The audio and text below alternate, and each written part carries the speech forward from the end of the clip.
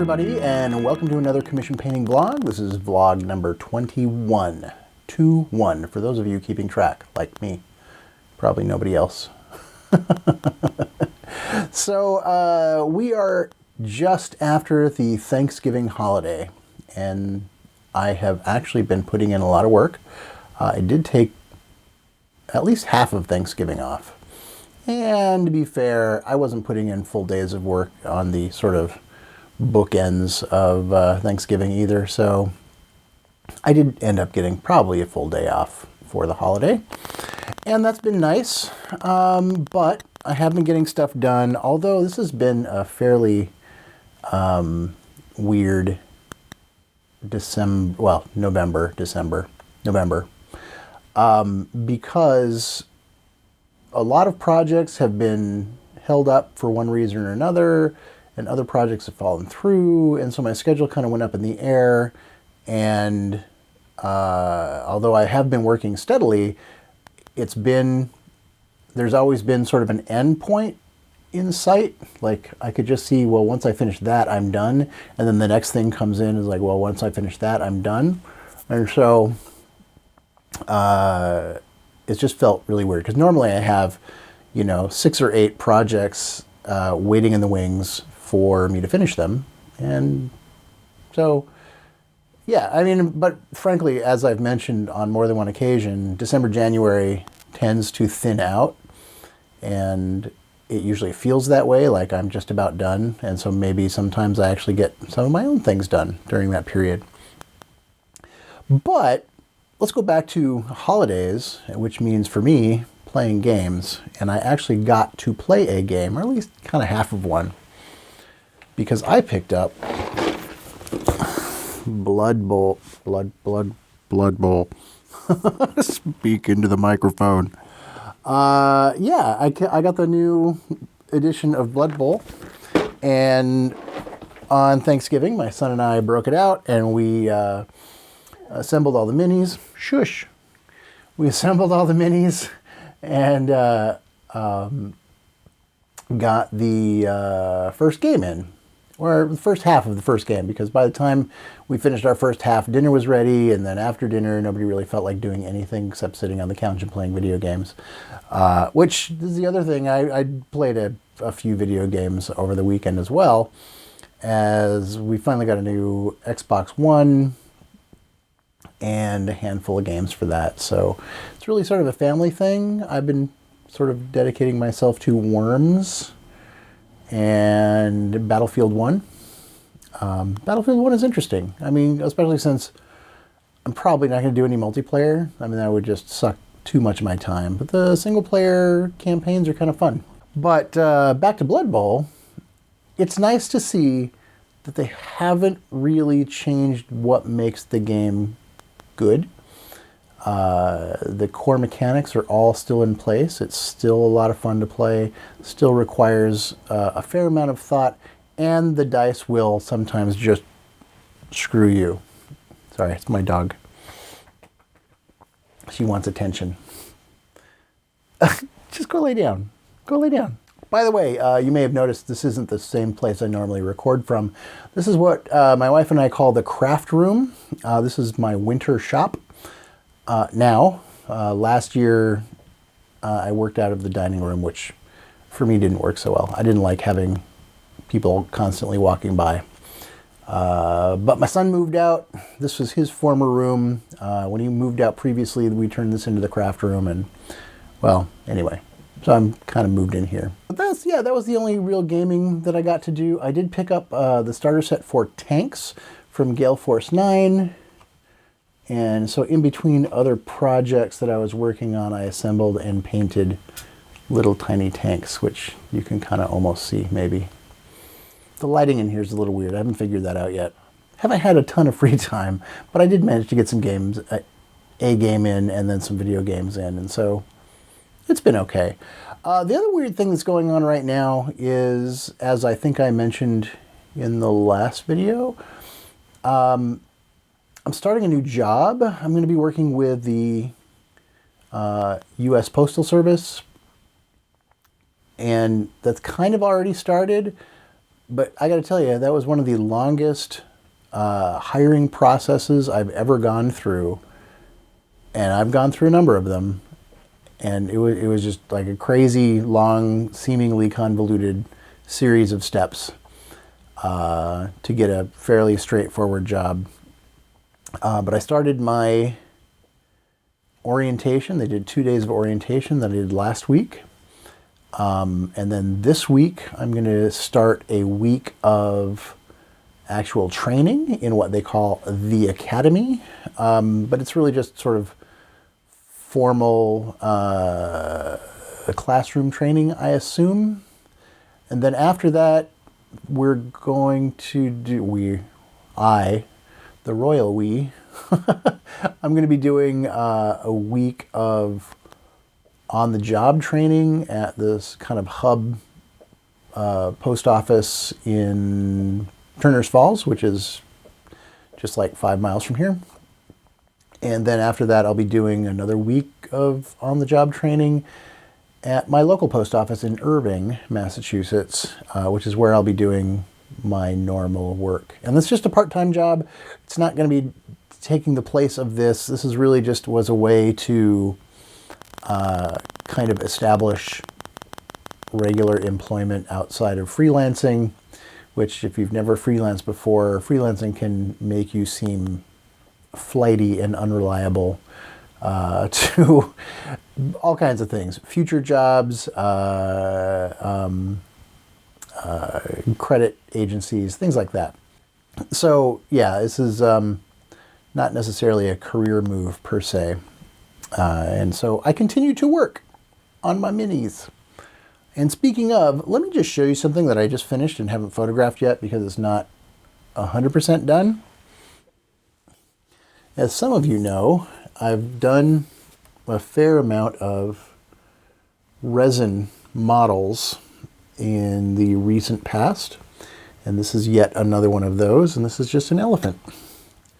Nothing special, just an elephant. This is from a company called Alchemy Model Works, or just Alchemy Works. I can't remember. It's alchemyworks.com is the website. And I had a lot of fun with this. My problem with doing animals is that I'm striving for accuracy. And sometimes at first glance, it's really tough to figure out like what is the best way to represent the way these look, because a lot of times elephants can be dirty, and so it shifts their color a little bit, but when they're clean, they kind of look one way. And so you kind of have to decide, what did I want to do? What is the final effect I want to get? And so I did get kind of a dirty elephant. I used a lot of dry pigments. On the final, you can kind of see his feet have this sort of clay dust on there, and you can see a little bit on his hindquarters there. And some of it's a lot more subtle. His trunk has some, as if he had dipped his trunk into kind of dirty water, and then as it dried, the dirt settled on there. So, you know, there's a lot of thought that goes into kind of telling the story, just like any other mini, but really, given the size and the subject matter, I approach it a lot differently than I would a fantasy figure, for example. And then right now, this will be the largest model I think I've ever done.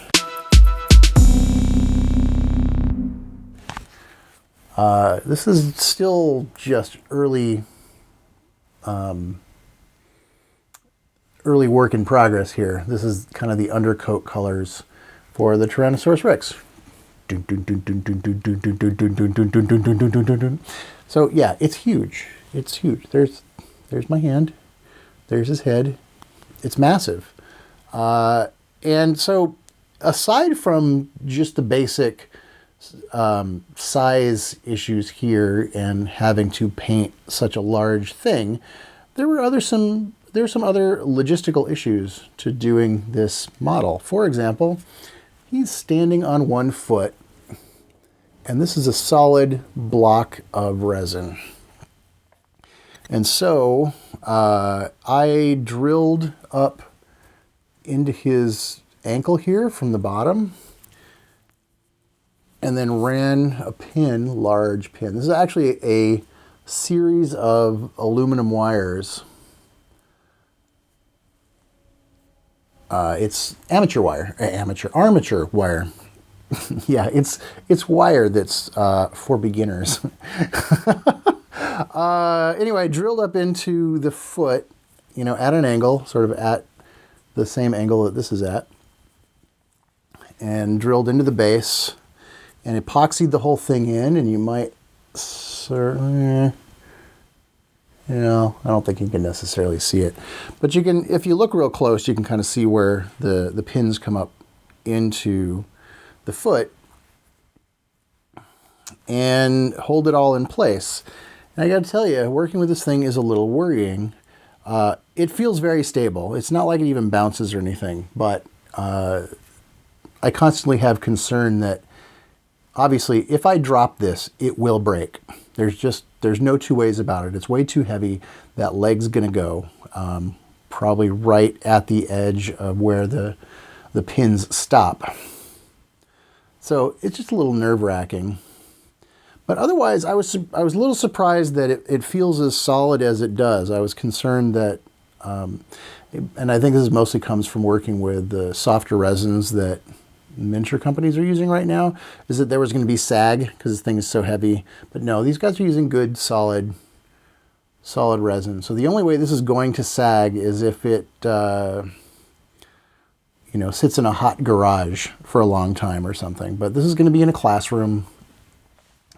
Should be well temperature controlled, and so I shouldn't have to worry about that. But I'm looking forward to doing this, and essentially as soon as I'm done with this video, I'm going to start working on it again. So I don't know if you all follow my Flickr pool. That is essentially where I post absolutely everything that I finish. Rarely does a miniature get painted and not get photographed and uploaded to that pool. It's probably the most complete look at my commission work as well as my personal work. On my website, I tend to pull out specific things that I think represent my work particularly well, or perhaps they are miniatures that I don't have represented on the website yet. And so, it's a portfolio. So the whole idea is to kind of pick and choose the things that you think best represent your work.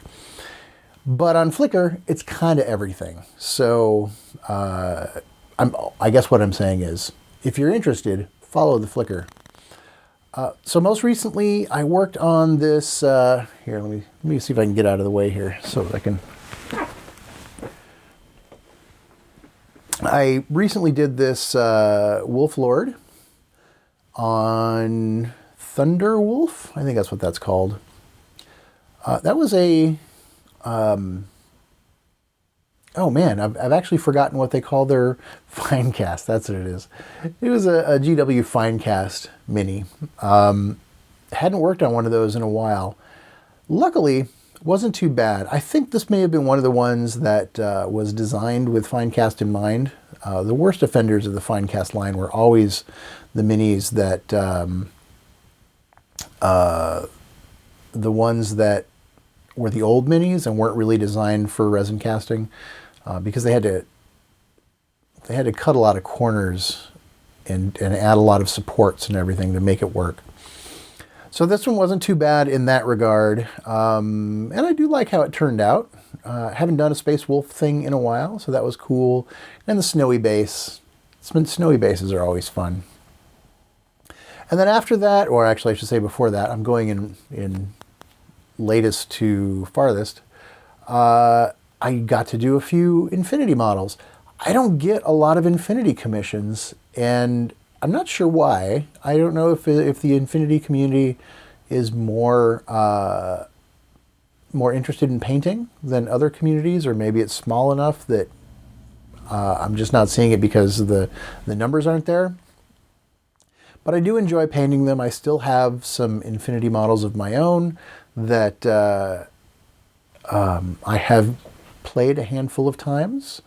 And so it's it's nice to be able to get back to it. And I was really happy with how these came out, particularly the bike. And some of you may have noticed that I did a video on assembling the bike because, it was kind of a pain in the butt. And I found what I thought was probably the easiest way to go about it. So that was pretty cool. Before that, I had a couple of firsts. Well, a first, but two of them. So that was Anima Tactics. I had never painted an Anima Tactics mini before. And I got to do a couple of them, and they were pretty cool. Kind of, in a way, reminded me a bit of Infinity Minis, just in terms of sculpture quality, but obviously these are fantasy minis. And I got to do a Reaper mini, and I like it when I get to do those, and I have some more coming up in the near future.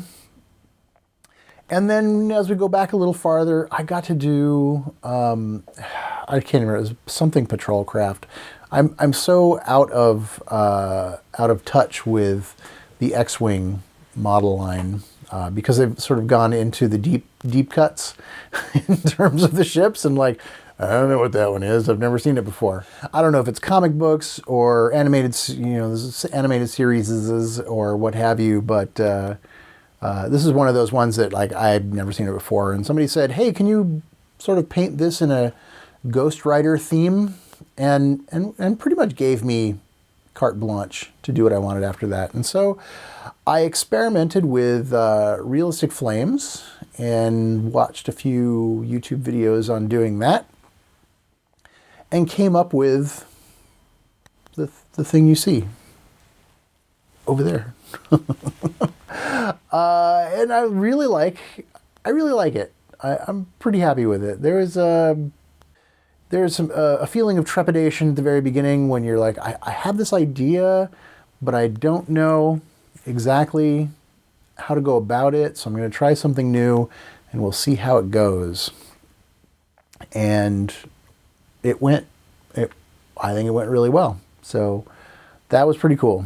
And then, of course, I did some Halo UNSC ships. I actually prefer painting Covenant to UNSC just because the Covenants are prettier.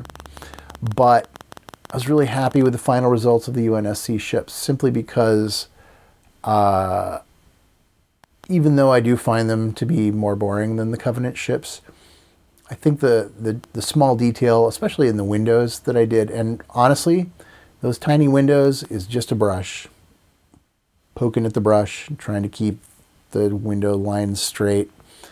And, it was a lot of ships, so it was a lot of work, and I managed to do it without killing myself.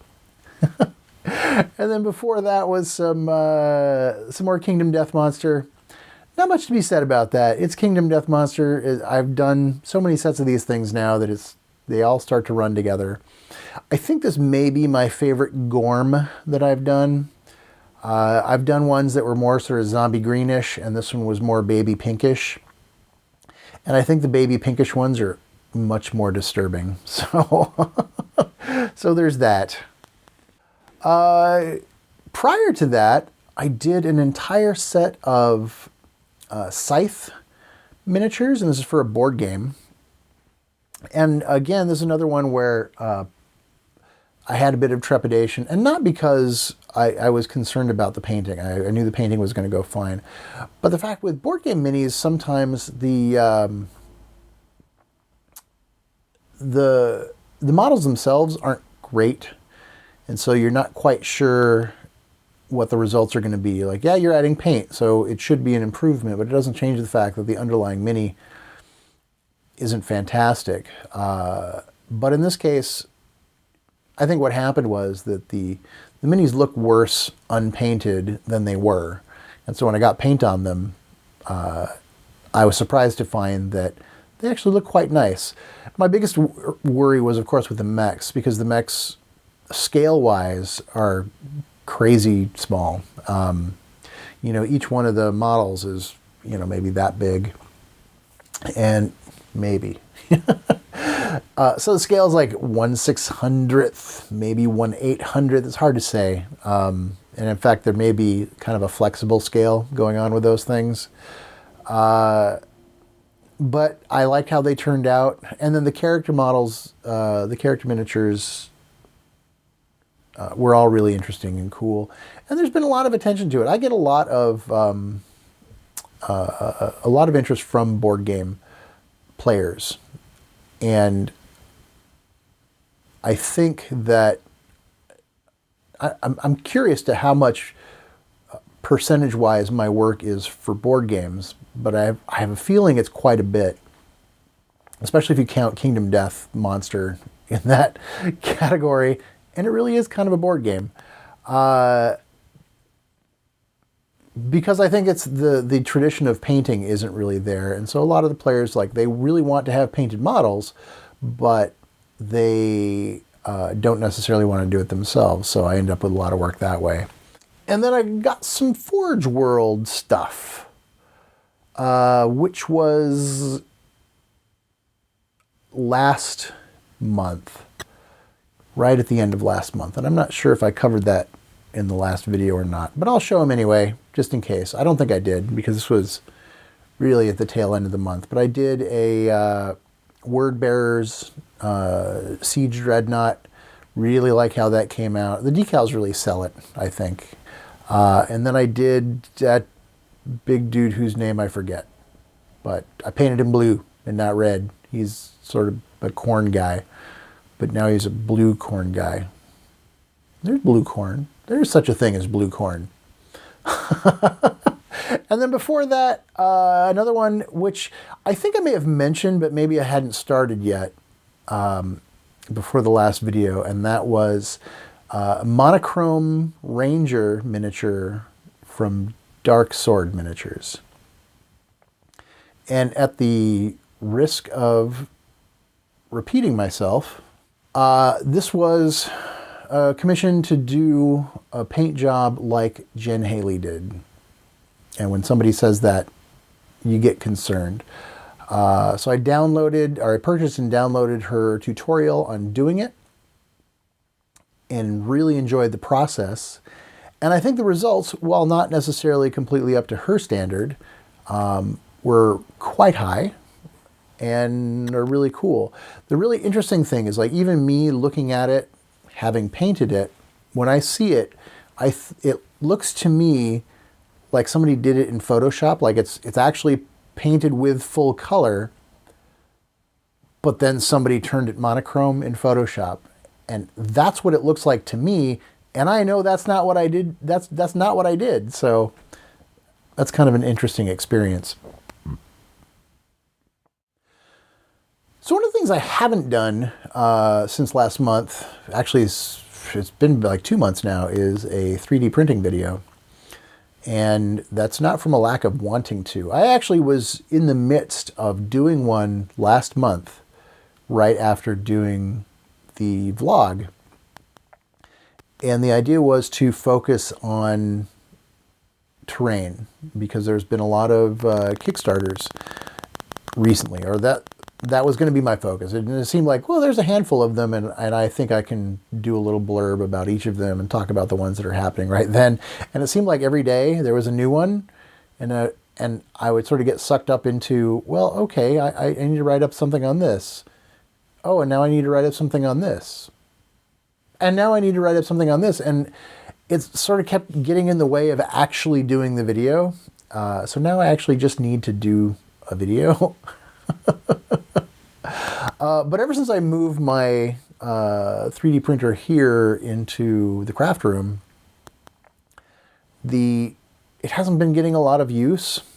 And that's because I had a couple of failures that were really disconcerting. I had some pieces that I was working on, some terrain pieces of my own, and the ABS wasn't holding together like it should. The trick is that, like, actually, let me show you. Hold on.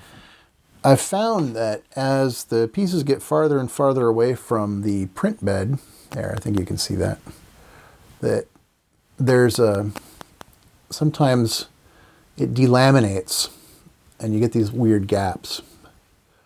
And this is and although you can't really see it very well, this is a piece of an arena that I've been working on. And essentially you would take 16 of these, and it makes a full like 2-foot circle.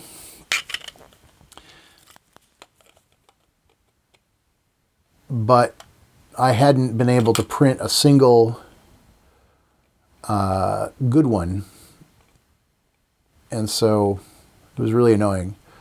Luckily, one of my Patreon subscribers printed one out for me on their printer and said it came out just fine and they didn't have any issues with it. So rather than keep wasting ABS on this, I bought myself a roll of PLA, and I'm in the process of trying to work up the the enthusiasm to change out the plastic. It's not a difficult process, but it's kind of an annoying process. So it's mostly just been sitting in the corner not doing anything. The arena may eventually be a Kickstarter for the files themselves. And I actually have another 3D print file Kickstarter that I'm sort of kicking around and kind of working on in the background. So while I may not be printing anything at the moment, I've been doing a lot of 3D modeling. So it's all good. Well, I guess I've rambled enough for today, so I think I'm going to call it. Thanks a lot for watching, and if you have any questions, comments, anything, leave them in the description. Not in the description. Leave them in the comments, because that would make a lot more sense, because I'm the only one that can write in the description. If you liked this video and want to make sure that you see more in the future, you definitely want to subscribe. If you like this video but don't care whether or not you see more of them in the future, then just hit like. That'd be all right. And that's going to do it for now. Thank you for watching, and I'll see you in the next one. Bye-bye.